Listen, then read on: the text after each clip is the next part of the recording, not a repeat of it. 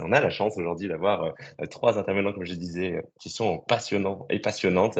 On a Sophie et Lila de chez Mazar, Anthony Mollet de chez Civitime et Mathieu Jubret de chez Microdon, qui vont nous partager leurs expériences aujourd'hui sur une thématique qui, normalement, devrait tous vous concerner si vous êtes là aujourd'hui, qui est l'engagement collaborateur et la RSE. Quelles sont les solutions pour sensibiliser et passer à l'action? On en a sélectionné deux aujourd'hui. On va avoir le super retour d'expérience aussi de Mazar à ce sujet. Sans plus attendre, pardon, je vous laisse la main, Sophie, pour vous présenter. Ensuite, Mathieu, je te laisserai aussi. Et Anthony, tu fermeras la marche, comme on le disait tout à l'heure. Sophie, je vous laisse la main. Bonjour à tous, je suis ravie d'être là sur ce sujet effectivement passionnant de l'engagement. Donc je suis Sophie Lila et je suis DRH adjointe de Mazar, qui est un cabinet d'audit, d'expertise, de conseil et de fiscalité. On s'est brièvement résumé. On a plusieurs implantations en France et dans le monde et sur le périmètre France, on regroupe environ 5000 collaborateurs. La suite, ça est très clair. Merci Sophie pour ces premiers éléments. Mathieu, je te laisse la main. Oui, j'allume mon micro pour l'occasion. Bonjour à toutes et à tous, ravi d'être avec vous. Donc moi, je suis Mathieu Jubret, je suis directeur général délégué de Microdon. Et Microdon, c'est une entreprise sociale qui existe depuis une petite quinzaine d'années et qui occupe 35 personnes en France et qui s'est donné pour mission d'aider les entreprises à mobiliser leurs clients ou leurs collaborateurs pour l'intérêt général. On le fait dans deux domaines. Un domaine qui fait parfois parler de nous, qui est le domaine du retail, dans lequel on propose un dispositif, vous avez peut-être déjà tous expérimenté à la caisse de certains magasins, c'est l'arrondi en caisse, qui vous permet de faire un don en arrondissant le montant de vos paiements dans certaines enseignes. Et puis, on le fait également dans le domaine des RH, et c'est de ça qui va être question ce matin, avec un dispositif historique qui s'appelle le don sur salaire, dont le principe ressemble étrangement à celui de la caisse. Le principe, c'est de proposer aux collaborateurs d'arrondir leur salaire, alors quelques centimes ou quelques euros en dessous, cette fois-ci, pas au-dessus. On sait pas faire ça. Et de donner cette différence à l'association de leur choix chaque mois, prélevée directement sur leur bulletin de salaire, donc sans moyen de paiement. Et ça, c'est un dispositif qui s'intègre dans une plateforme qui a des fonctionnalités un petit peu plus vastes, puisqu'elle permet également de gérer des dispositifs d'engagement par le temps, mais cette compétence, journée solidaire, congé solidaire, etc. etc. Et ça concerne autour de 200 entreprises en France, ETI, grandes entreprises essentiellement, des Danone, des L'Oréal, des Orange, des Thales, qui emploient tous ensemble à peu près 500 000 salariés en France. C'est très clair, on aura l'occasion d'y revenir, je suis sûr. Mathieu, merci pour tes premiers éléments et merci d'être avec nous. Et merci Sophie aussi d'être avec nous, je ne l'ai pas dit juste avant. Anthony, je te laisse la main. C'est à ton tour. Merci Alban, bonjour à toutes et à tous. Donc moi je suis Anthony, je suis le fondateur de la société Civitime. Civitime, c'est une structure que j'ai créée il y a 6 ans maintenant. Et notre job chez Civitime, c'est d'aider les organisations à engager leurs collaborateurs dans la RSE et tout ça à travers la sensibilisation et la formation. Notre parti pris, c'est de se dire que pour que les personnes soient clairement engagées pour une cause, ou en tout cas dans des démarches RSE ou des projets, il faut qu'ils maîtrisent les enjeux qui y sont associés. Et donc, on fait de la sensibilisation là-dessus avec un parti pris qui est le nôtre, qui est qu'on utilise la gamification pour transmettre ces messages. C'est-à-dire qu'on a créé une centaine de capsules interactives, ludiques, pour transmettre les messages aux collaborateurs et leur expliquer les enjeux liés au développement durable et à la RSE, et sur vraiment tout le scope, donc aussi bien des sujets sociétaux que des sujets environnementaux. Et on accompagne une centaine d'entreprises en France et à l'étranger à travers nos dispositifs. Tout secteur d'activité, ça va aussi bien des collaborateurs plutôt connectés dans le secteur bancaire jusqu'à des collaborateurs très peu connectés dans la logistique, sur des plateformes logistiques. Donc, c'est la force de la gamification, c'est de pouvoir capter tout le monde à travers justement du ludique et de l'interactif. Très clair. Merci beaucoup, Anthony, d'être avec nous et c'est pour cette présentation. La gamification, je pense qu'on aura l'occasion aussi de redéfinir ce terme et d'en parler un tout petit peu plus tout à l'heure. Merci à vous trois, encore une fois, d'être avec nous ce matin. Quel est le menu de cette table ronde jusqu'à midi 30? Premièrement, on va donner un petit peu de contexte. On parle d'engagement collaborateur, on va parler aussi de RSE et on va voir quelle corrélation, quel pont on peut faire entre ces deux univers qui finalement sont très complémentaires, vous le verrez. Et ensuite, on va décliner cette approche un peu théorique, hein, on va la décliner en approche opérationnelle. On va passer de la sensibilisation au passage à l'action. On va vous présenter deux solutions innovantes et prête à l'emploi, dont on a un petit peu discuté juste avant. Et puis, on profitera bien évidemment tout du long des retours d'expérience de Sophie chez Mazars, justement sur ces deux enjeux, engagement majoritairement avec cette casquette RH et puis de la RSE, bien évidemment, parce que c'est aussi une affaire de toutes les entreprises. En tout cas, il faut que ça le devienne. Et chez Mazars, ils ne sont pas en reste sur le sujet. Première partie, je vous donne juste un petit peu d'éléments, comme je disais, théoriques sur l'engagement et la RSE. L'engagement, on en entend tous parler. J'aime beaucoup cette définition qui date de 2022, mais qui a encore, pour le coup, fait office de bonne définition de l'engagement opérationnel. Vous le voyez à l'écran. C'est la définition qu'un collaborateur est dans un état positif où l'attachement physique et psychologique de son implication dans son organisation. Et c'est caractérisé par trois dimensions qui sont assez intéressantes. C'est la vigueur, la motivation et l'ampleur de la volonté de faire un effort supplémentaire pour accomplir les tâches qui leur sont confiées. En bref, avec l'engagement, on est capable de donner envie à un collaborateur de faire cette petite chose en plus qui va faire avancer les choses dans le bon sens. Ceci étant dit, quand on regarde et qu'on se base sur des chiffres clés avec Gallup que vous voyez à l'écran, c'est un rapport qu'ils font tous les ans sur l'engagement collaborateur dans tout le monde et là plus spécifiquement en Europe, ils déterminent trois grandes catégories de salariés dans leur vie active. Il y a les personnes engagées, vous voyez à 13%. Il y en a 72% de cette population active en Europe qui est en quiet quitting, donc c'est cette démission silencieuse dont on a tous forcément entendu parler récemment. 72%, c'est une très grande majorité. Et on a 15% de ces employés qui sont lourdement, c'est mal dit en français, mais lourdement désengagés, ce qui est assez inquiétant dans le sens où par rapport à la définition, on a que 13 qui s'y retrouvent et 85% du reste des travailleurs et employés collaborateurs ne s'y retrouvent pas dans leur entreprise.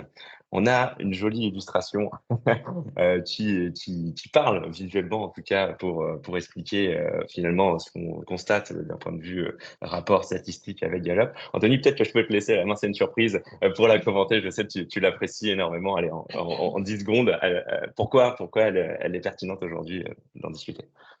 Ouais, c'est une métaphore qu'on prend souvent pour illustrer justement le désengagement. C'est qu'en gros, donc, cette barque représente votre entreprise. Dans votre entreprise, vous allez avoir une personne qui rame très très fort pour faire avancer cette barque. C'est la personne qu'on voit devant. Vous allez avoir trois personnes qui globalement vont mettre des petits coups de rame à gauche, à droite, mais se reposent beaucoup sur la première pour faire avancer la barque. Et puis vous avez le dernier qui va faire des trous dans la barque. Voilà. Et donc c'est c'est une bonne métaphore, en tout cas une bonne image pour représenter un peu aujourd'hui le niveau quand on parle de personnes très désengagées ou quiet quitting. C'est vraiment assez représentatif à travers cette image. On va la garder à l'écran. Du coup, je vais me permettre de vous poser la première question, Sophie, parce que vous êtes une spécialiste des RH, hein, comme vous le disiez en introduction. Première question, avant de passer sur ce volet RSE et ses corrélations, c'est comment vous abordez chez Mazars aujourd'hui le sujet de l'engagement collaborateur? Alors, historiquement, on ne l'a pas abordé sous un angle RSE. On l'a abordé effectivement purement sous un angle RH. Mais après, tout ça est. Aujourd'hui, faire attention à ses collaborateurs, c'est de la RSE aussi. Donc, on parle quand même bien de la même chose. Et effectivement, le fait de s'engager, on sait que ça a un impact sur l'épanouissement de nos collaborateurs pour plusieurs raisons. Et par conséquent sur la fidélisation, voire l'attraction des collaborateurs. Et nous, ce sont des sujets qui sont importants et qui sont des sujets cruciaux dans nos industries, mais je pense qu'on n'est pas les seuls. Et donc là, on s'est dit qu'on allait permettre, alors on parle du don sur salaire, puisque Microdon est présent, mais il y avait aussi d'autres modalités d'engagement, de l'engagement en temps, voilà. Et on a mis plusieurs briques qui permettent à nos collaborateurs de s'engager parce qu'on s'est rendu compte que ça leur permettait de sortir du cadre, de s'aérer un petit peu l'esprit sur des métiers qui étaient exigeants, de développer de nouvelles compétences, de rencontrer des nouveaux environnements qui sont beaucoup moins cadrés et normés que Mazars, et donc de les rendre plus adaptables à diverses situations. Et ça leur permettait aussi de donner du sens parce que même si on ne parlait pas de RSE, c'était important aussi pour nous de les faire participer à des projets qui avaient de l'impact. Donc effectivement, l'angle d'attaque, au départ, il y a maintenant plusieurs années, plus de 10 ans, a été de comment on fait pour apporter quelque chose de plus à nos collaborateurs pour que par cet engagement dans la cité et pour l'intérêt général, finalement, ils soient engagés dans la société, dans notre société Mazars. Hyper intéressant. Et de ce que j'entends, du coup, Sophie, c'est-à-dire que là, depuis ces dernières années, vous intégrez de plus en plus, notamment la RSE aussi sur ces sujets d'engagement. Oui, complètement. En fait, en plus, c'est quelque chose qui aujourd'hui doit être lisible, publié. Donc, on s'est rendu compte ensuite que tout ça faisait pleinement partie de la RSE. Parfait. Eh bien, on va y revenir juste après sur cette manière opérationnelle et merci pour ces premières précisions. On fait le pont avec la RSE. Alors, il y a plein d'autres leviers, bien évidemment, qui jouent sur l'engagement. La RSE en est un très, très fort, vous allez le voir. Si vous voyez à l'écran, j'aime bien aussi citer Justin Londness, qui est chez nos amis d'Imagreen, où on se rend compte que, bien évidemment, il y a une urgence de se transformer pour les entreprises. Je ne vais pas revenir dessus, mais on constate souvent qu'il y a un manque d'alignement entre les convictions personnelles et les convictions professionnelles, enfin en tout cas la vie d'entreprise dans lesquelles des collaborateurs évoluent. Et ça participe non pas à l'engagement collaborateur, mais bien au désengagement. Et ça, c'est un vrai sujet. Si on parle d'engagement, mais le revers de la médaille, c'est ce désengagement qu'il faut absolument combattre. Parce que un désengagement en entreprise, bah, ça entraîne, vous le voyez à l'écran, des fuites de talents, ça entraîne des critiques ouvertes de la stratégie d'entreprise et donc du coup en fait on va faire en sorte que malheureusement l'entreprise ne soit pas super pérenne et la RSE c'est vraiment et vous le voyez à l'écran un sujet prédominant aussi bien sur des sujets environnementaux, climatiques, sur les sujets aussi sociaux, sociétaux de manière très globale. Et on voit à l'écran 3,7 millions de salariés, je voudrais juste m'arrêter sur ce chiffre, donc cette étude d'Imagreen dont je parlais juste avant, 3,7 millions de salariés ressentent un décalage entre leurs convictions sociales et environnementales et leur quotidien en entreprise.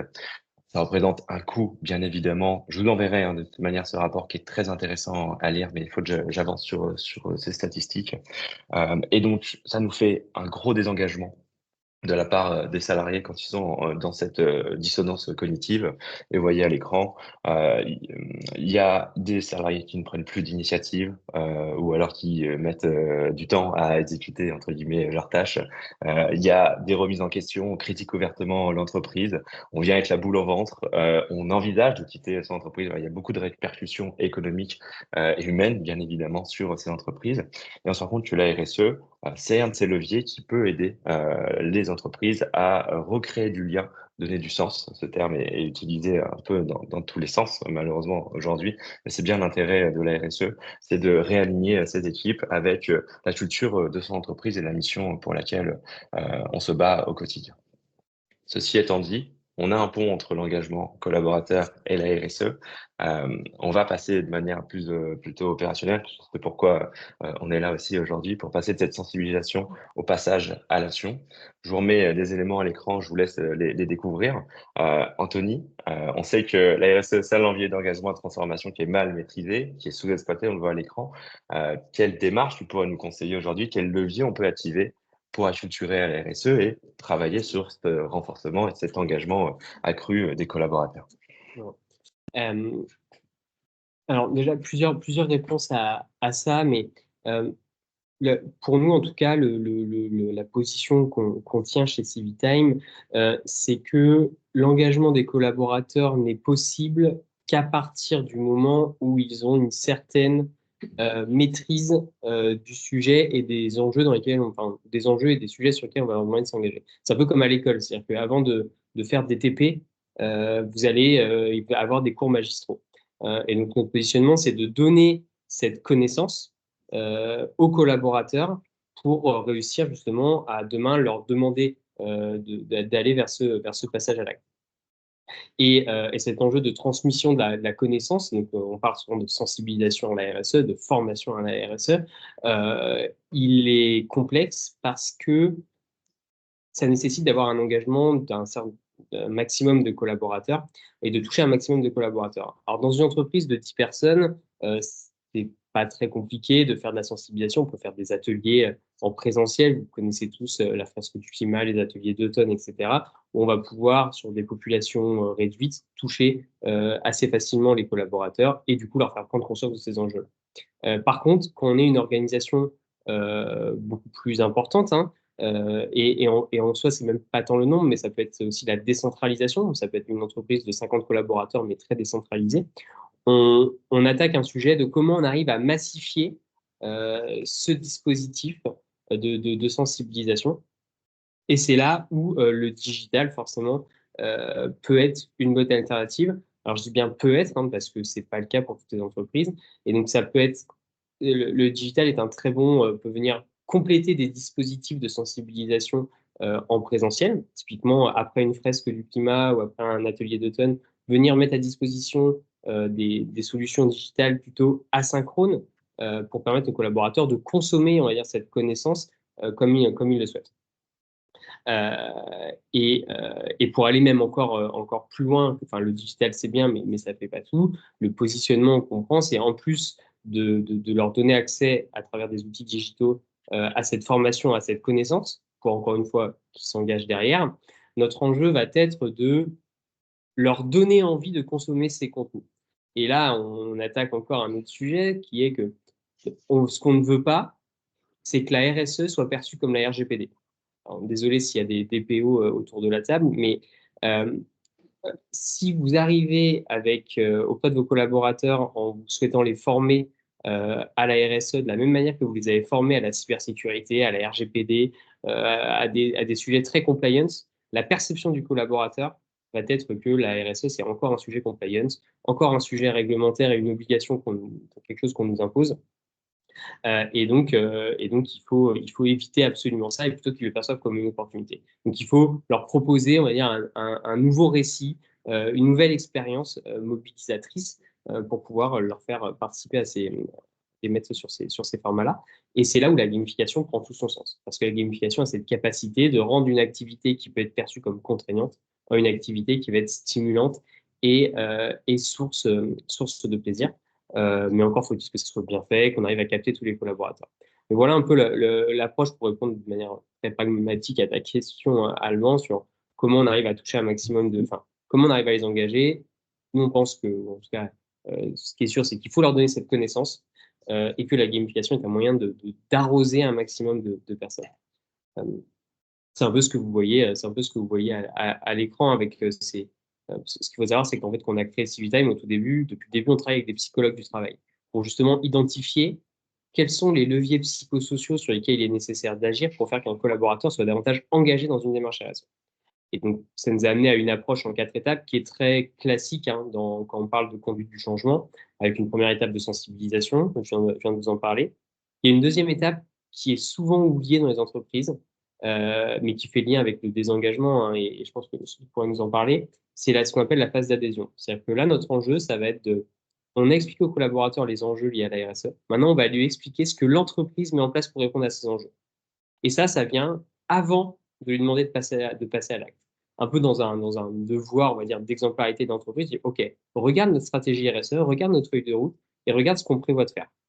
Et une fois que le collaborateur adhère à cette feuille de route, qu'il se l'approprie, là, on peut lui demander de passer à l'acte. Et pas dans l'autre sens. Souvent les entreprises peuvent avoir tendance à oublier un peu cette étape d'adhésion qui permet en fait simplement de créer un alignement, hein, de créer un alignement entre le collaborateur et son entreprise et de renforcer son engagement dans la RSE, mais in fine, bien sûr, dans l'organisation à laquelle il fait partie. Hyper intéressant. Mathieu, je laisserai la main juste après sur toutes les phases d'implication. Bien évidemment, c'est un sujet cœur chez vous, côté Microdon. Je me retourne vers vous, Sophie. Est-ce que vous avez eu le sentiment d'être passé par ces étapes ou de passer par ces étapes pour l'engagement? Comment ça se matérialise réellement chez vous, côté Mazars? Alors, c'est vrai qu'il y a un vrai sujet, de sensibilisation, mais qui garantit pas non plus, je pense qu'on en parlera après, la transformation par la suite. Alors nous déjà, il y a effectivement des gens qui viennent chez Mazars parce qu'on leur propose justement des formats d'engagement. Donc, ils sont sensibilisés en amont. Mais ensuite, pour nos collaborateurs, on a évidemment de la communication sur des choses qu'on fait. Et par communication, j'entends pas forcément de la communication descendante, mais ça peut être aussi de la participation à des événements ou bien introduire de la RSE dans certains événements avec des intervenants particuliers ou aborder les choses sous un angle particulier de RSE. Donc, tout ça, ça fait partie de la communication et de la sensibilisation. Et puis, bien évidemment, on a un gros volet formation qui est, à mon sens, plus institutionnel que ce qu'a présenté Anthony. On a pas mal de formations obligatoires en digital, hein, néanmoins. On a aussi la possibilité pour les collaborateurs de participer à des ateliers type fresque du climat qui sont aussi un élément de cohésion et une bonne base de départ en tout cas. Et puis, de toute façon, en tout cas pour notre activité, avec les nouvelles réglementations liées à la CSRD, il y a voilà, là c'est plus qu'une obligation pour des questions de métier, c'est plus qu'une obligation de s'intéresser au sujet et même au-delà de la pure réglementation. Hyper clair, merci Sophie. Mathieu, est-ce que tu veux nous donner aussi quelques clés? On reste sur cette phase de sensibilisation hein, pour l'instant, en tout cas le début de cette roue, On ne avant de dévoile pas glisser le sur reste notre pour le moment. application. Oui, c'est encore sous embargo. Est-ce que tu as des compléments sur ces éléments qu'on vient de partager? Oui, peut-être dire effectivement que, alors nous, chez Microdon, on a tendance à intervenir plutôt dans l'étape d'après, l'étape du passage à action, à laquelle on va venir. Mais ce qui est certain, c'est que tout ça, ça crée un terreau assez fertile pour nous. On aime bien arriver dans une entreprise où effectivement ces phases de sensibilisation, elles sont intervenues ou elles sont mises en œuvre. D'ailleurs, je pense que c'est quelque chose qui doit se répéter, hein, donc c'est quelque chose qui s'entretient. Mais ce qui est certain, c'est que ça crée un contexte assez favorable. Et je pense que ce qui est intéressant, c'est que dans bien des cas, il va y avoir des boucles qui vont se mettre en œuvre entre la sensibilisation qui peut amener effectivement à une première action, et puis l'action, elle fait réfléchir, elle va jeter une nouvelle lumière sur la phase de sensibilisation à laquelle on va s'intéresser un petit peu différemment. Et puis comme ça, d'aller-retour en aller-retour, je pense qu'il y a effectivement quelque chose qui se crée. Donc je pense que c'est la flèche s'arrête en bas, mais probablement qu'elle peut, elle peut continuer et revenir au 1. Je pense que c'est un cercle vertueux ensuite qui se met en œuvre entre sensibilisation et action, quoi. Top. Il y a une question de Monique qui est arrivée dans le chat. On la posera juste après sur cette phase d'implication, justement, parce qu'on parle de l'étape 3. Juste avant de basculer sur la suite hein, de cette flèche dont tu parlais, Mathieu. Anthony, peut-être, tu parlais de gamification tout à l'heure. Est-ce que ça vaut le coup je pense, ça vaut le coup de revenir sur ces éléments ou donner 2-3 exemples de ce à quoi ça peut servir aujourd'hui et à quoi ça ressemble concrètement aussi. On parlait de solutions en off, hein, en tout cas, on voulait présenter des solutions. On va pas faire une démo, c'est pas l'intérêt de cette table ronde. Mais en tout cas, de reprendre un peu de hauteur et puis après redescendre sur des réalisations que tu as pu faire jusqu'à maintenant. Et éviter l'institutionnel, peut-être, qui fonctionne très certainement, dont parlait Sophie, et le côté obligatoire. Mais peut-être qu'il y a aussi un pendant un peu plus bénévole ou un peu plus motivé pour y aller. Je n'ai pas dit que ça fonctionnait à 100%. Ou alors, comment on fait pour faire en sorte que ça fonctionne à 100%, justement, ces deux mondes. Mais oui, en fait, c'est exactement ça l'enjeu. C'est soit on rend, on va dire, cette formation / sensibilisation obligatoire pour les collaborateurs, et à ce moment-là, il n'y a pas tellement de sujets. En vrai, la gamification ne sert à rien. Enfin, si ce n'est de proposer une expérience qui va être différente. Ou alors, on ne peut pas ou on ne souhaite pas rendre ces formations sensibilisation obligatoires. Et à ce moment-là, il faut donner envie aux collaborateurs. Et c'est là où la gamification est particulièrement intéressante. Alors, ça peut paraître d'ailleurs un peu barbare, hein, le terme gamification. Alors, souvent, les gens mettent derrière, pensent qu'on va faire jouer leurs collaborateurs à Mario ou à Pac-Man. C'est absolument pas ça. La gamification, c'est juste le fait de pouvoir transformer une activité qui peut être perçue comme contraignante en une activité stimulante et source de plaisir. Voilà. C'est juste ça, la gamification. Et pour ça, on va agir sur différents leviers qui vont inciter les gens à réaliser, vos collaborateurs, à réaliser les actions qu'on attend qu'ils réalisent. Donc, en l'occurrence, un parcours de sensibilisation à la RSE. Et on va être tous sensibles à des leviers de motivation différents. Par exemple, sur la partie, je vous prends quelques exemples, c'est la roue, vous voyez à droite, il y a 9 leviers de motivation. Et par exemple, un des leviers de motivation, c'est l'influence sociale. C'est-à-dire que je vais être motivé à réaliser une action parce que je sais que derrière ça, je vais avoir une certaine reconnaissance sociale de la part d'un public que je connais ou que je ne connais pas. C'est typiquement Facebook, il vous motive, enfin, vous êtes motivé à poster quelque chose sur Facebook pour avoir des likes. C'est le cas sur Strava, par exemple, pour ceux qui font un peu de course à pied. Vous allez aller courir, vous n'y allez pas que pour ça, mais un des leviers de motivation, ça va être de poster sur Strava et pour recevoir des kudos, donc c'est l'équivalent des likes, et avoir cette reconnaissance sociale. Donc la reconnaissance sociale est un levier de motivation. Comme c'est le cas sur, par exemple, on a un autre levier de motivation, c'est l'aversion à la perte. Je vais être motivé à réaliser une formation, enfin, ou quelque chose, si il y a une notion de attention, si je la réalise pas avant telle heure ou tel jour, à ce moment-là, je ne pourrai plus jamais le faire. C'est typiquement ce levier de motivation qu'utilisent ventes privées pour vous faire acheter leurs produits. C'est de se dire, bah, attention, cette vente, elle est active, elle est possible jusqu'à tel jour ou telle heure. Et typiquement, vous allez être motivé à le faire. Donc, tous ces leviers de motivation-là vont permettre d'aller chercher davantage d'utilisateurs au sein enfin, en tout cas, de renforcer l'impact qu'on va avoir pour toucher un maximum de collaborateurs. Et donc, de manière très pratico-pratique, chez Citime, comment ça se traduit? On essaye donc un jeu qui est bien fait, c'est un jeu qui va agir sur un maximum de leviers parce qu'on n'est pas tous sensibles à la même chose. Donc, on va avoir on a toujours des expériences très immersives visuellement. Par exemple, en ce moment, on a qu'est-ce qu'on a dans intéressant en ce moment? Si, biodiversité. En ce moment, il y a un vrai sujet sur la biodiversité. Là, il y a la semaine de la biodiversité qui arrive fin mai. Eh ben, on va immerger le collaborateur dans la jungle. Il va se perdre dans la jungle et on va lui demander de retrouver son chemin. Et pour retrouver son chemin, à un moment donné, il va devoir traverser un pont de singe. Donc, on est sur quelque chose d'immersif avec un storytelling. Il doit le faire le plus rapidement possible, mais pour y arriver, il va devoir compléter des modules pédagogiques. Hein. Donc, un peu cette quête. Je dois réaliser mon module pédagogique pour passer mon pont de singe et continuer mon exploration. Donc, c'est vraiment les mécaniques qu'on utilise au quotidien chez Civitime. Et pour rompre, encore une fois, là, c'est un exemple avec le e-learning classique qu'on peut voir à gauche. Alors, bon, heureusement, les e-learning ont un peu évolué, ils sont quand même de plus en plus on va dire user-friendly, mais il y a encore des vieux e-learning. Et typiquement, aborder la RSE avec un e-learning comme ce que vous voyez à gauche, vous comprenez que la perception que peut en avoir le collaborateur sera complètement différente que si vous l'abordez avec des formats beaucoup plus sexy pour l'utilisateur. Et ça se voit dans les participations. On arrive à avoir des taux de participation moyens entre 50 et 60% dans les entreprises, des taux de complétion, donc des gens qui vont jusqu'au bout, supérieurs à 70%. Donc ça marche. Et puis on fait en sorte que ça marche en accompagnant nos clients. Bon, c'est très clair. Merci, merci Anthony pour ces précisions. Il est temps de basculer sur ces prochaines étapes, parler de sensibilisation, d'adhésion. On a bien sûr compris tout l'intérêt de mobiliser les personnes enfin, les collaborateurs sur ces sujets de la RSE.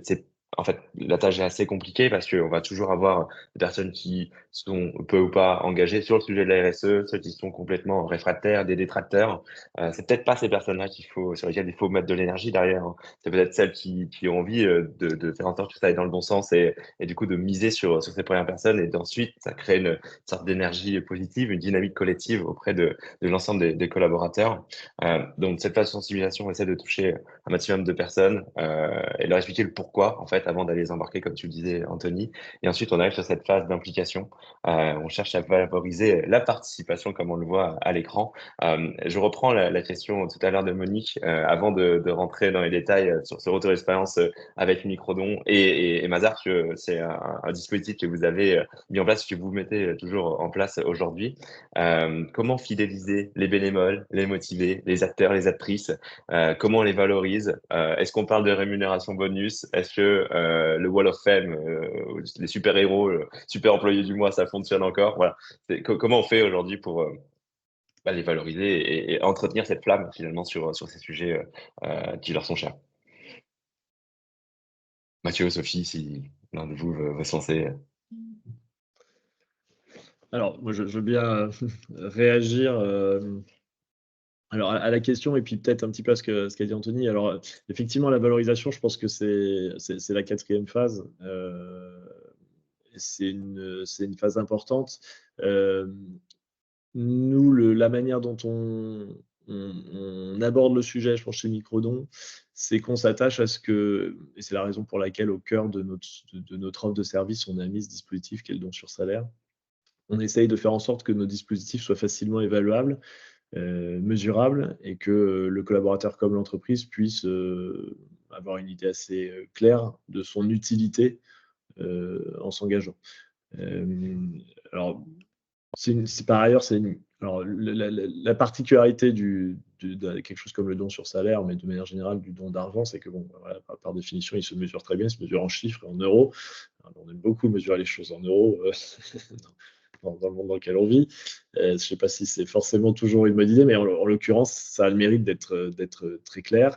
On s'attache également à ce que les euros puissent facilement être entre guillemets convertis par le collaborateur en ce qu'on appelle de l'impact, c'est-à-dire essayer de matérialiser un petit peu l'utilité qui a été faite de ces euros. S'il a soutenu une ONG ou une association qui aide à l'insertion des jeunes, bah, combien de jeunes, combien d'ateliers on a pu faire avec ces jeunes, quel taux de réussite de ces jeunes à la sortie de ces ateliers, etc. Donc c'est vrai un petit peu dans tous les domaines, on s'attache à ce que à chaque don, on puisse associer un impact matériel ou matérialisable. Et puis tout ça agrégé, ça donne aussi à l'entreprise une visibilité mesurable sur l'utilité du dispositif. Ça le rend très utile, je pense. En tout cas, c'est une matière assez confortable à manipuler quand on parle de reporting. Sophie, vous l'avez évoqué tout à l'heure, le reporting existe depuis toujours. Ça a été, je pense, pendant longtemps un peu le cheval de Troie de la RSE dans l'entreprise. C'est par là qu'il est rentré. Donc la RSE est rentrée dans l'entreprise et ça va pas s'arrêter parce que on le sait, cette année, c'est probablement l'année du CSRD. Je pense que tout le monde pense reporting depuis le début de l'année et probablement depuis un petit peu avant. Donc voilà, nous, le premier truc, c'est qu'on s'attache à ce que déjà l'utilité des dispositifs qu'on propose soit mesurable. Et je pense que c'est le cas du don sur salaire. Et puis, pour revenir un petit peu sur ce que vous disiez tout à l'heure, effectivement, les logiques d'engagement, que je vais appeler l'engagement citoyen, on va dire, sont rarement des sujets obligatoires dans les entreprises, même jamais. On peut pas, c'est très difficile d'aller dire aux collaborateurs, vous êtes obligés de vous engager sur telle ou telle cause. Donc, c'est forcément des choses qui relèvent du facultatif. Et donc, effectivement, il faut donner envie. Anthony, tu l'as dit tout à l'heure, c'est clé. Et pour ce qui est de l'implication du collaborateur, il faut en plus réussir à prendre en compte un petit peu ses contraintes.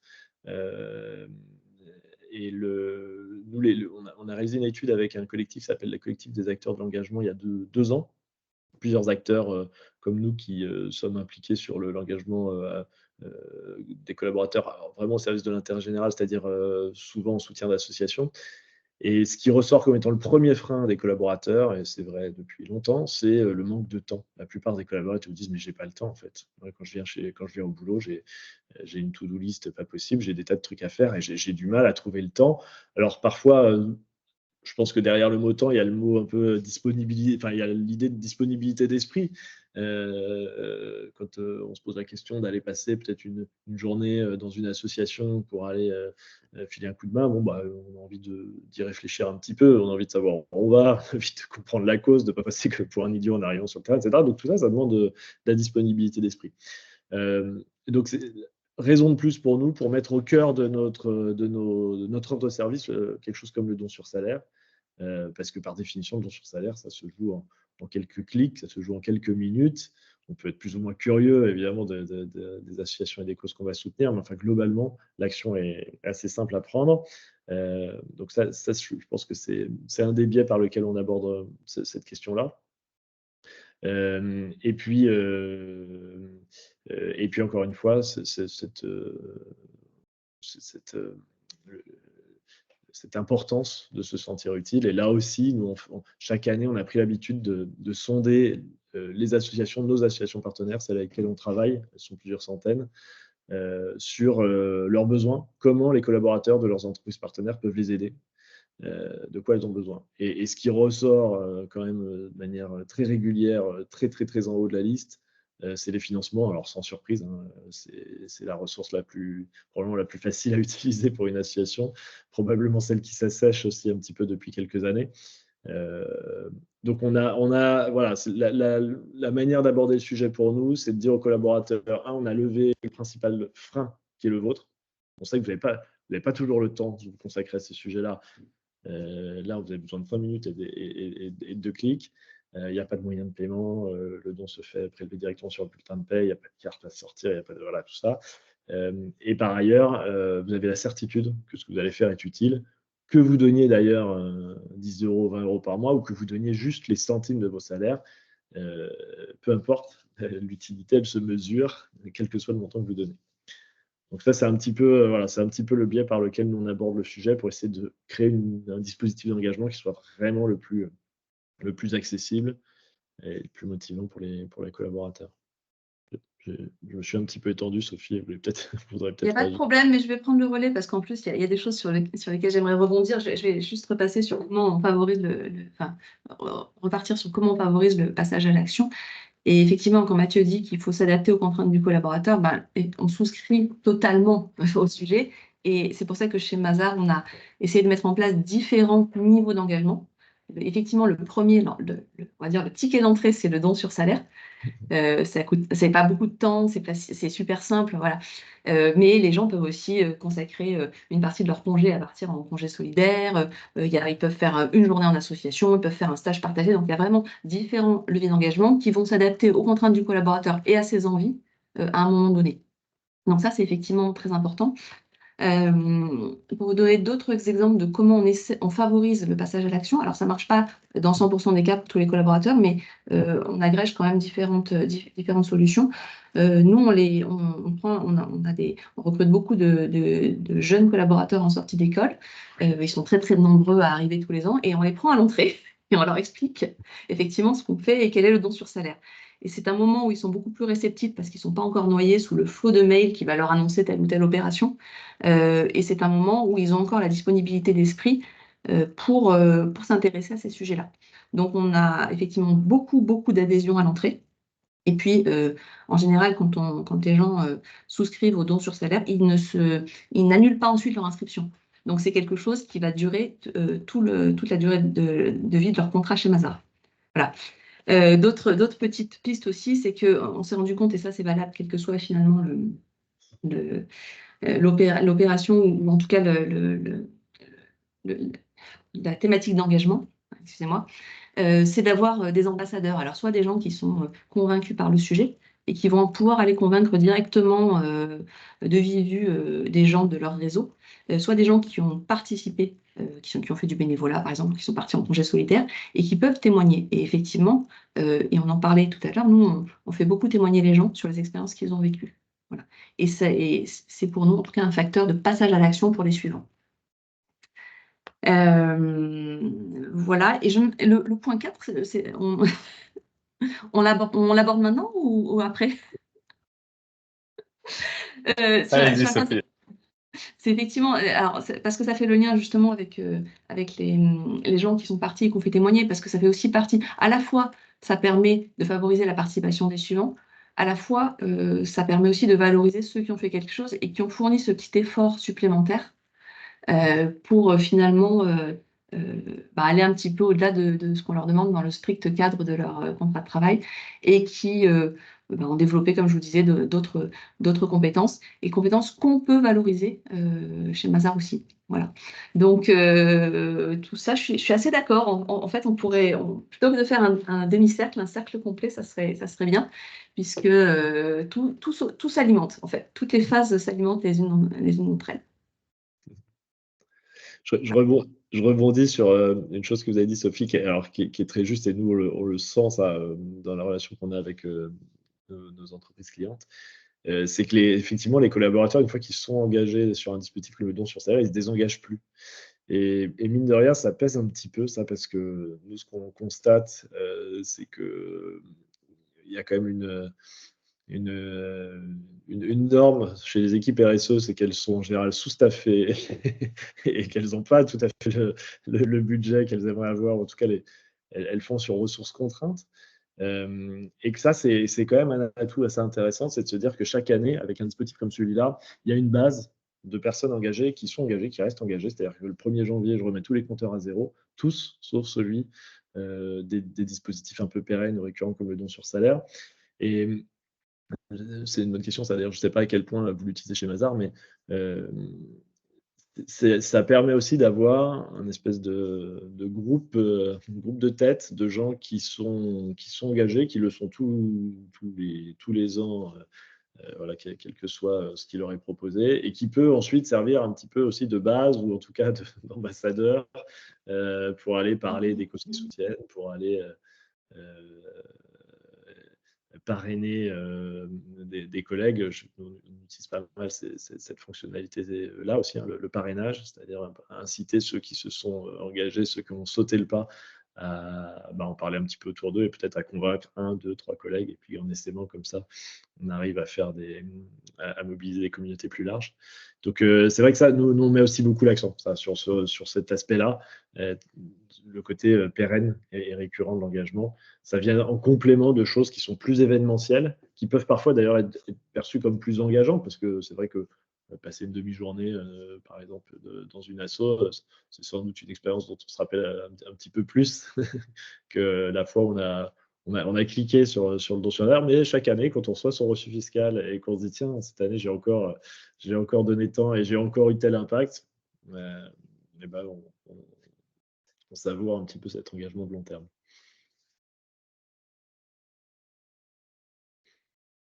C'est très clair. Merci pour ces éléments de complément, Mathieu, Sophie. Ça parle énormément en implication, la valorisation, comment vous l'avez expliqué, et ces communications, Sophie, notamment de vidéos, en fait, où effectivement, c'est du vrai. Et regardez à quoi ça ressemble. Je vois beaucoup aussi de questions dans le chat sur lesquelles on n'est pas, on n'a pas encore discuté. Anthony, peut-être que tu en as croisé entre-temps sur lesquels tu voudrais rebondir. Mathieu, Sophie, je vous invite aussi à faire la même chose parce que il faut les prioriser. Je vous laisse la main sur ces éléments. Je vous laisse défiler et Anthony, je te laisse la main sur une réaction. Oui, effectivement, là, il y a une question qui est intéressante. Une personne qui travaille dans Elles un... le sont toutes, hein. Oui, elles le sont toutes, bien évidemment, mais celle-ci, une personne, alors, je travaille dans un service où il y a majoritairement des ingénieurs, etc. En gros, c'est une personne qui nous explique qu'il y a beaucoup d'émissions et que les leviers de rémunération et de reconnaissance ne sont pas forcément des leviers de motivation pour faire rester les gens. Cette personne nous dit même qu'elle envisage de quitter son entreprise. Alors, effectivement, c'est intéressant, mais c'est là où tout ce qu'on se dit depuis le début prend tout son sens, en fait. Quand on parle justement que l'ARSE est un levier d'attractivité et de fidélisation des collaborateurs, on est en plein dedans. On est en plein dedans, et c'est comme ça que, je parlais d'alignement entre l'entreprise et le collaborateur.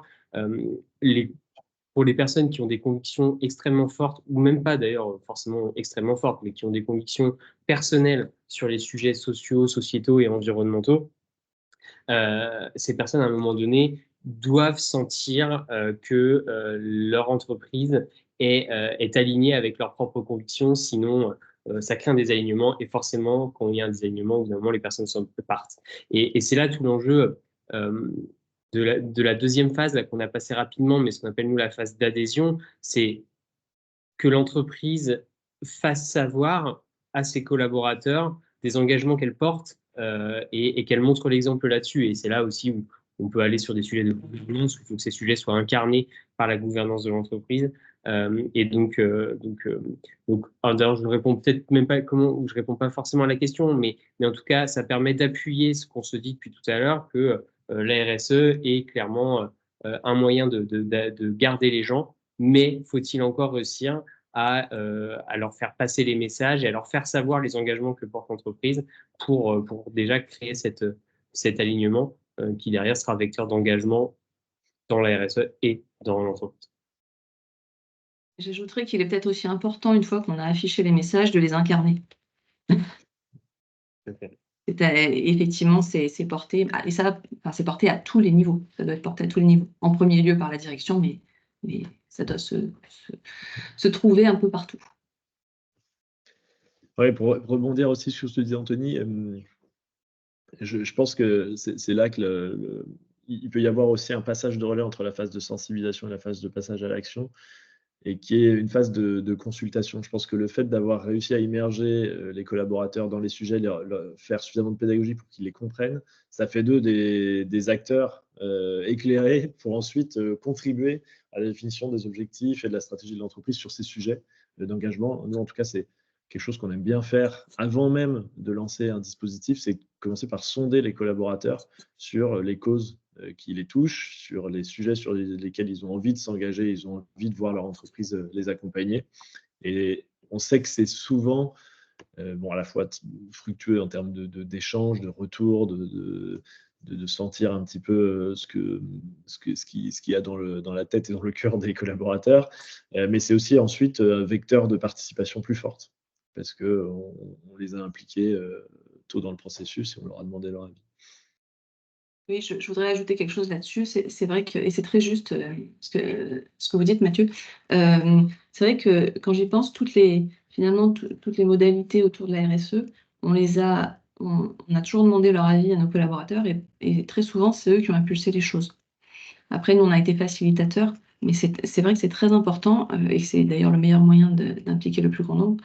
C'est très important de les consulter, de savoir ce qu'ils veulent, de savoir ce qu'ils attendent, et puis de suivre aussi leurs idées, lorsqu'elles sont bonnes. Comment vous faites, je m'arrête juste une seconde là-dessus, Sophie, comment vous faites justement pour embarquer les collaborateurs sur la définition des enjeux avec eux? C'est quoi, c'est des questionnaires? Ou alors vous profitez d'un temps Oui, fort? alors Est-ce qu'il y a on a des des bonnes questionnaires. pratiques? Oui, tout à fait. Alors d'abord, on a des questionnaires assez réguliers. On peut les interroger sur le bilan carbone, on peut les interroger sur leur opinion sur tel ou tel sujet, effectivement, sur des sujets de diversité, donc ça se pratique pas mal. Et après, sur des projets particuliers, on est souvent dans la co-construction. Alors c'est valable pour les sujets autour de la RSE, mais c'est valable sur tout un tas de sujets chez Mazars. C'est un petit peu notre mode de fonctionnement. Et est-ce que vous avez des ambassadeurs, je vais vous appeler comme ça, en tout cas des personnes référentes aussi sur ces sujets de co-construction, des leaders enfin, comment vous... Alors, on n'en a plus. Alors, effectivement, soit on sollicite spontanément des gens, soit il y a quelqu'un qui nous apporte une idée. Effectivement, du coup, on lui propose de monter une équipe autour de ça. Mhm. À une époque, on faisait il y a eu ce qu'on appelait, il y a un temps très ancien, une commission RSE où les gens se présentaient spontanément pour travailler autour de ces sujets. Et enfin, il y avait pas de permanent RSE, mais tout le monde, enfin, tous les gens qui avaient envie de participer. Maintenant, on fonctionne autrement, mais on a toujours effectivement des personnes qui se présentent spontanément pour participer à des projets avec des thématiques particulières. Et on les identifie comme ça. Enfin, ces points-là, effectivement, mentionnés sur l'implication des collaborateurs, ça renforce un facteur d'engagement qui est extrêmement puissant. C'est ce qu'on appelle en psychologie du travail, ils appellent ça la citoyenneté organisationnelle. C'est-à-dire de permettre à un collaborateur d'adopter des comportements qui ne sont pas formellement prescrits, on va dire, dans le cadre de son organisation et dans le cadre de son métier, mais qui vont être adoptés spontanément par le salarié dans le souci de l'entreprise ou dans le souci d'une utilité sociétale plus large. Et typiquement, de les faire contribuer comme ça, on va aller chercher cette citoyenneté organisationnelle et qui est un facteur extrêmement fort d'engagement des salariés envers son organisation et donc envers son entreprise.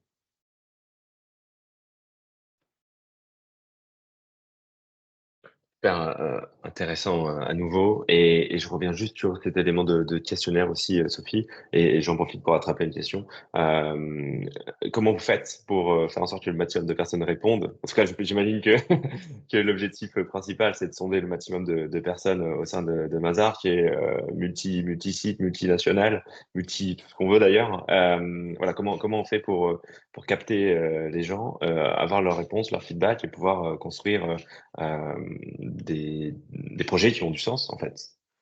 Alors là, il faudrait effectivement qu'on interroge plutôt la com interne chez nous parce que les questionnaires, on en a sur pas mal de sujets. Je ne pense pas qu'on ait de solution miracle pour avoir un taux de participation extrêmement élevé. Je pense que c'est partout pareil. Par contre, ce qu'on essaye de faire, nous, c'est de ne pas les noyer. C'est-à-dire, on essaie de faire peu mais ciblé pour essayer de ne pas les noyer, faire en sorte que les gens aient quand même envie de se mobiliser pour répondre. Et après, en termes techniques, on a des relances par SMS et des relances par mail pendant le temps d'administration du questionnaire 2-3 fois. Voilà. Avec la possibilité de se connecter directement avec un lien depuis son téléphone. Voilà, on facilite l'aspect technique pour qu'il n'y ait pas en plus de frein de se dire voilà, mais c'est compliqué, il faut que j'aille où. Voilà.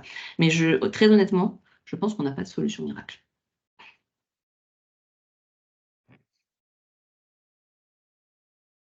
Merci pour ce dernier retour. Est-ce qu'il y a une question que vous avez attrapée en vol sur laquelle on n'a pas répondu encore? Il nous reste, ouais, je pense, le temps d'une question et après on va raccrocher pour vous laisser profiter de la pause déjeuner aussi parce qu'on a déjà empiété un petit peu. Sophie, Je peux Mathieu, répondre Anthony. à la dernière question. Comment Mazar sélectionne ses projets s'il n'y a plus de commission?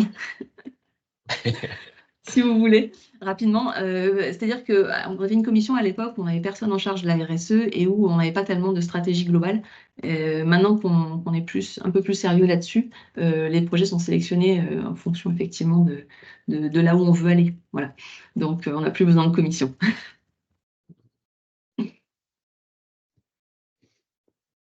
C'est clair. Eh ben, on va rester sur cette question dans ce cas-là. Pour tous les autres, qui seraient passés à la trappe, navré de ne pas y avoir répondu. Euh, Sophie, je crois que, allez, la dernière. Mais c'est qui on? Alors, non, mais la question est plutôt pertinente parce que n'importe qui chez Mazar peut porter un sujet RSE. C'est pas, alors, on parlait d'engagement, donc là on est dans la thématique RH, mais il y a plein de choses autour de la RSE qui ne se font pas au sein de la DRH. Donc c'est ça c'est l'avantage, c'est que n'importe qui, c'est n'importe qui. C'est-à-dire que après, n'importe qui ne peut pas déployer le projet, mais en tout cas peut le présenter. Et puis, donc on a aujourd'hui une directrice RSE qui est à même de nous dire si ça cadre ou ça cadre pas. Voilà. Bon, j'espère que ça J'espère avoir répond. répondu à la question. J'espère aussi. Et une dernière question sur laquelle on a laissé passer à la trappe, effectivement, et après on raccroche. On est dans un cas où il y a peu de collaborateurs, on est entre 5 et 10, on n'a pas les profils de tout le bateau que tu nous as présenté, Anthony, tout à l'heure. Comment on fait pour remotiver des personnes qui sont essoufflées aujourd'hui sur des petites structures? C'est un cas qui arrive assez souvent d'ailleurs. Est-ce qu'on a d'après votre expérience, je vais pas dire des solutions miracles parce que ça n'existe pas comme le disait Sophie, mais des idées, en tout cas, qu'on pourrait apporter. Alors, moi, j'avoue que c'est pas notre spécialité, les toutes petites structures, parce que nous, on collecte souvent des centimes ou des euros. Alors, sur des toutes petites structures, ça fait pas grand-chose. Donc, je pense qu'on va avoir du mal à. En fait, la question, c'est les personnes ne sont pas motivées pour participer à la RSE ou les personnes sont essoufflées globalement? Parce qu'en fait, à mon avis, c'est des sujets qui ne se traitent pas de la même manière. Effectivement. Et les deux. Non, il y a des sujets, effectivement, ce sont des sujets de management et je ne suis pas certaine que la RSE règle tout. En fait, voilà. Et après, sur comment on fait pour les remotiver sur la RSE, on en a un peu parlé pendant tout ce webinaire. Mais pour compléter ce qu'on se dit, effectivement, dans une organisation comme ça, qui a besoin s'il y a besoin d'un second souffle, la RSE, si elle est associée à quelque chose de grand, typiquement, je prends l'exemple de Civitime, on est un peu plus, on est 20, mais pas sur ces tailles de boîte. On s'est engagé dans la RSE et notamment pour aller sur la labellisation Bicorp. D'accord, la labellisation Bicorp qui est extrêmement structurante sur plein de choses en termes de RSE et surtout qui nous a imposé d'inscrire une raison d'être dans nos statuts. Et typiquement, ça a été, enfin, je l'ai perçu au niveau alors là, je parle en tant que manager, j'ai perçu comme un moyen un peu de donner du sens, un cap plus grand que les objectifs financiers et de production et d'activité classiques, mais quelque chose un peu qui est plus grand que nous.